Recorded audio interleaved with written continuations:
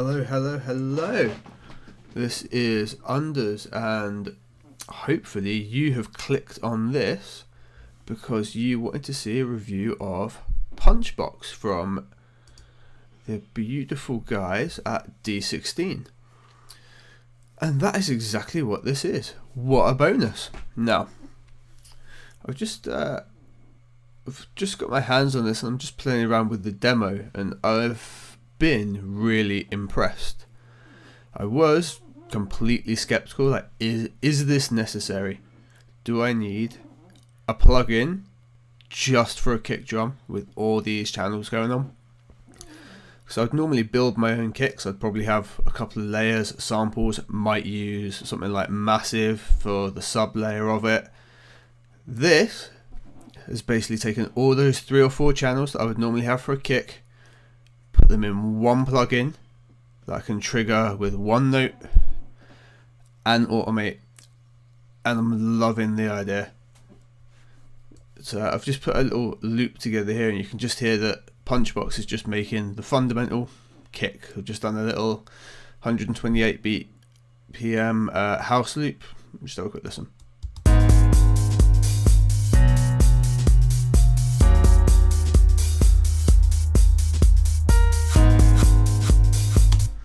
Sweet, so nothing special going on, just literally sample loop, massive sub, basic logic, piano going on. But it was just to get a feel for PunchBOX. Now if we solo PunchBOX, straight away it made me do something a little bit creative that I probably wouldn't normally have touched. And even within these 4 bars, I've just automated a little bit of the tune on the click, and it builds up the kick. It's something I'd normally never do, but this is throwing me straight into having that idea.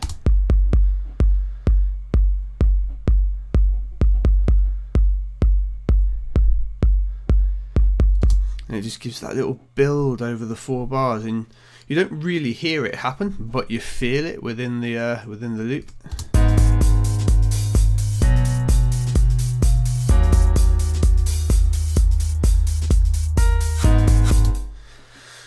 And just that little thing for me, just having it all in one, it's a combination of the little bits you would normally cut apart to make your own kicks all working in one.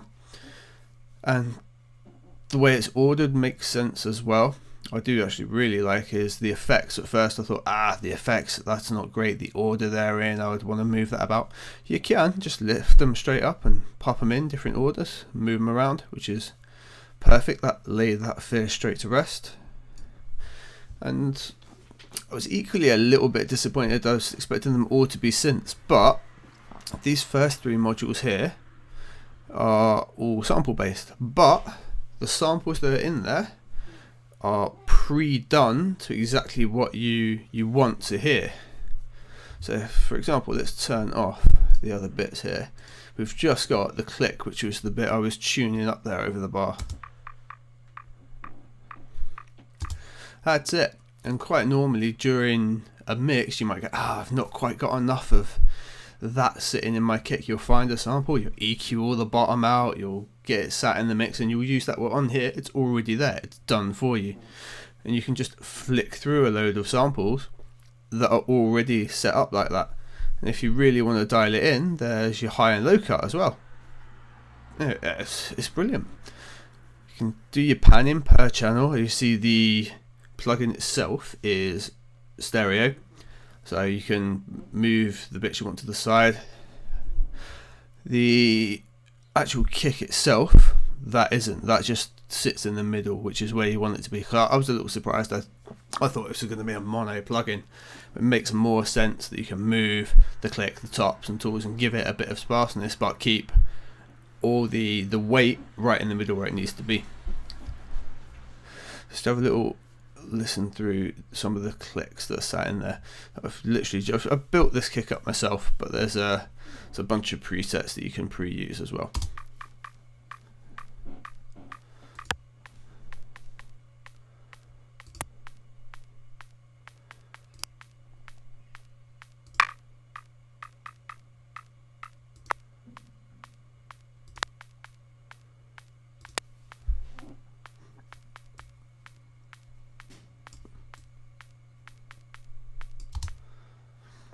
You can hear they're just all doing that job of just filling that top space up.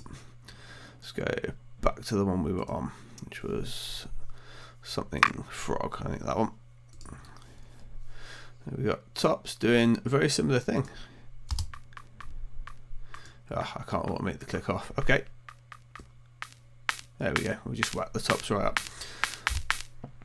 So tops mainly seem to be like bit of fuzz, tambourine, cut off hi-hats, the sort of things that you'd maybe have layered in or find in a sampled kick and give that sort of sound.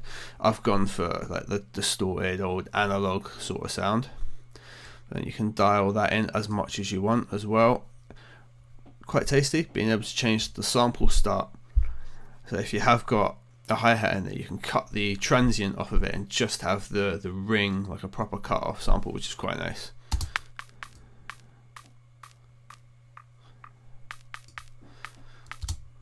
Yeah, let's flick through a couple of those as well.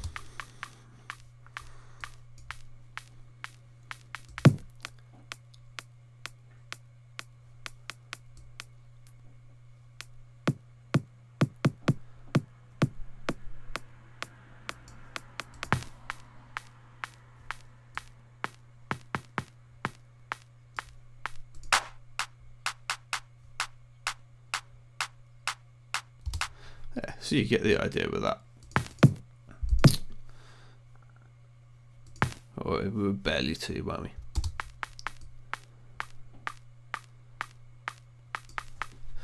And then we got tools. In here with tools, it's more the character that the kick drum's going to have. Check that right up.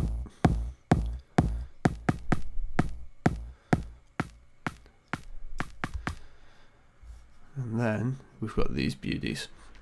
Now I did notice the 909 seemed to clip every single time, but let's get it on. That's a nice 808. Now all I've really changed is the level and a little bit of the tone. Brought the decay down a touch just to just by ear, just working out how it sounded with the track. And I mean, this is the kick I've ended up with. If we swap to the 909, there you go. Okay, it's being hammered by the limiter that I've got set up here. But for some reason, it was astronomically louder than everything else. 606.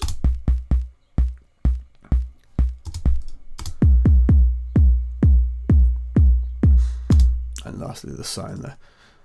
Now, what was really nice, I flipped between all of those and it's kept my settings that I had set up on the 808. Fantastic. I mean, flick it, setting something up and then wanting to change it and flick back to something else, nightmare situation when it removes all your settings, and we've seen that with many a plugin. We can look at the distortion, the bit crusher, fairly similar to what you'd see on anything else. The distortion is quite nice because it's got all these different shapes and flavors. Reminds me a little bit of the Reason rack. I can't remember what that distortion was called, but the way you can change the different profiles, and they're quite good.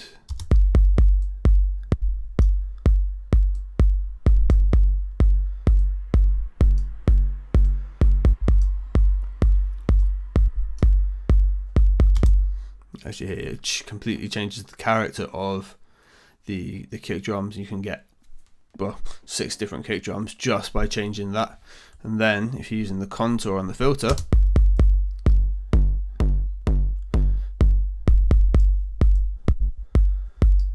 go right the way through the gambit to incredibly happy hardcore distorted. Now, bit crusher, standard bit crusher. I do like a big knob here that just spins beautifully if you automate it.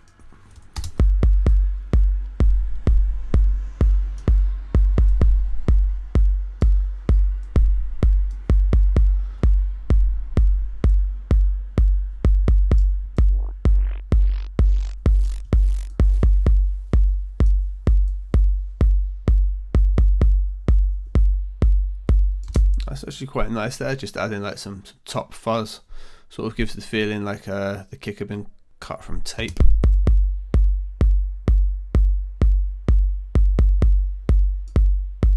I might even roll with that. That's quite nice.